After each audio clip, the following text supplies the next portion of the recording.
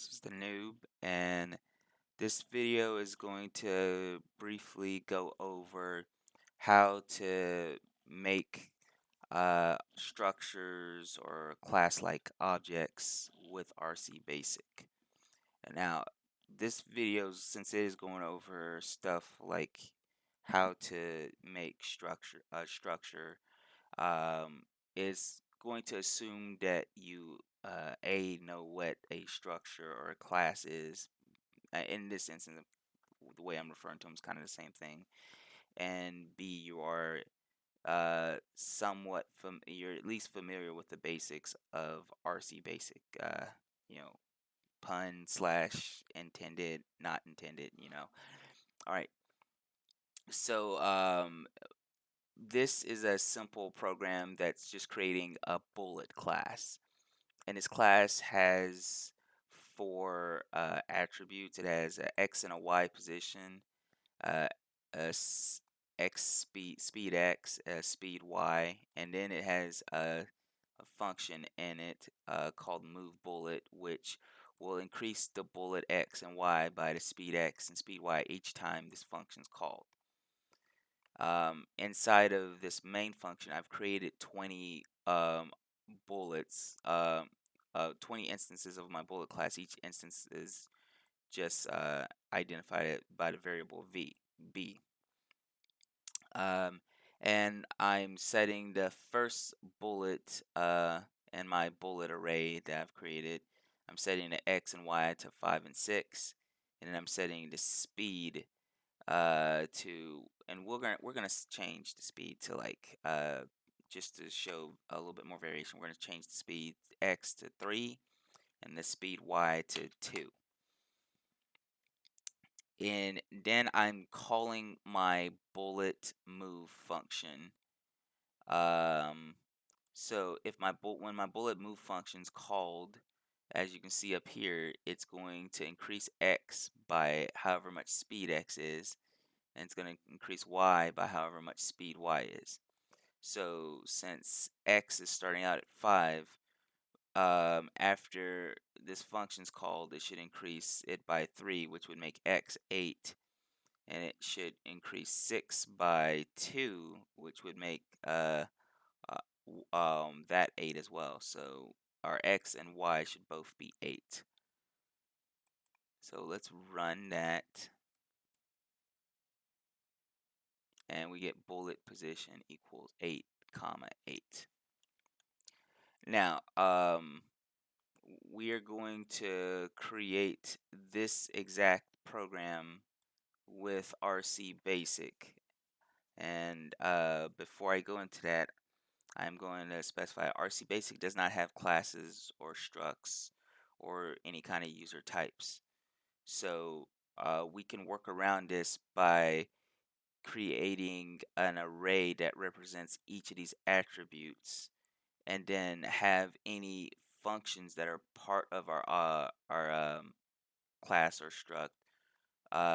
We pass the identifier and the specific index in the array there, and then we can change that way, which I will demonstrate here.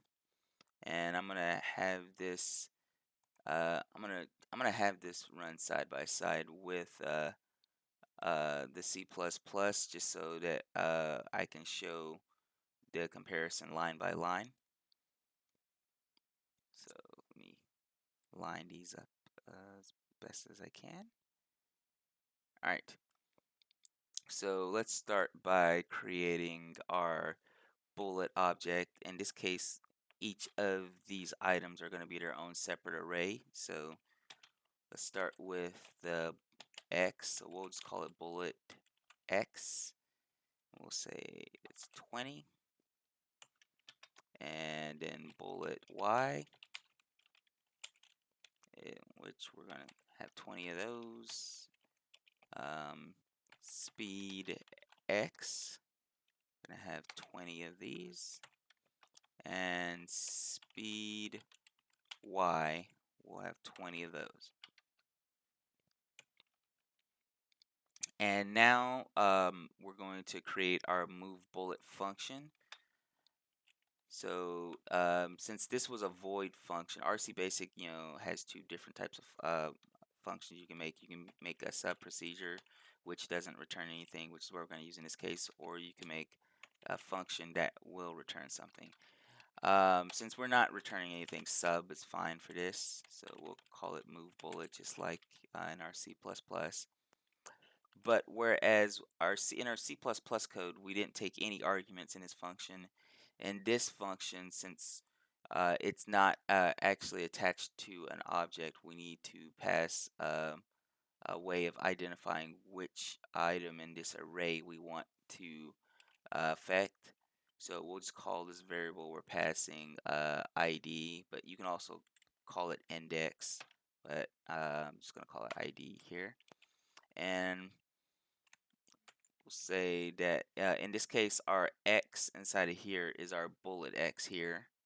And the same thing with our bullet Y, and our speed X and speed Y are the same name. So start with, oops, if I can type correctly, bullet X, and our ID, which is going to be our index in our array, is going to equal bullet X ID plus our speed X ID, and then bullet Y ID is going to equal bullet Y ID plus speed Y ID, and end sub.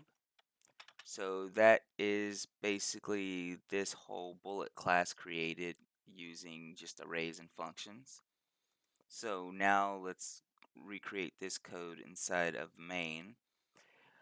Since our array in RCBasic is like our object itself, we don't need to create the bullet object array like we did here.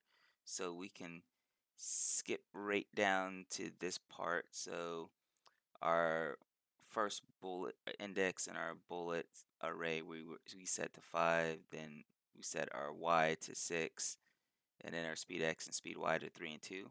So let's do that here.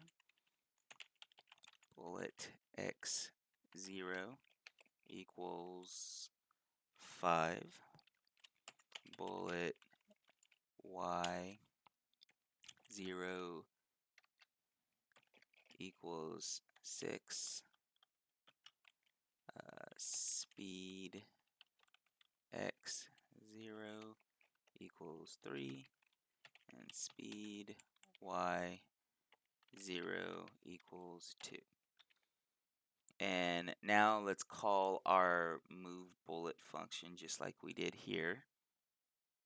So in this case, we're just going to call move bullet, and we are, in this case, we are doing it on bullet 0. So we're just going to pass 0 as our ID here. And last, we are going to have it output the same message that's output here. So print bullet position equals, and bullet X 0, and we'll separate it by a comma again, and then bullet Y 0. All right, and now let's just run this,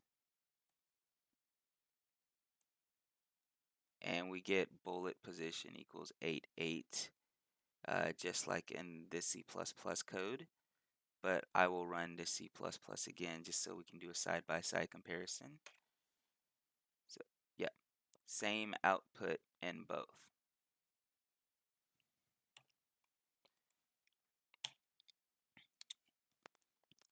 I am going to be uploading both of these files to a Git repo which will be linked in the description of this video. If in case you just want to download them, do side-by-side comparison, but that it was how you would make an object in RC Basic. And this same method would be how you would want to do this in SDL Basic as well. If you have any questions, feel free to ask down below, or more preferably, go to rcbasic.freeforums.net, which will be linked in the description as well. Thanks for watching. Have a good rest of your day.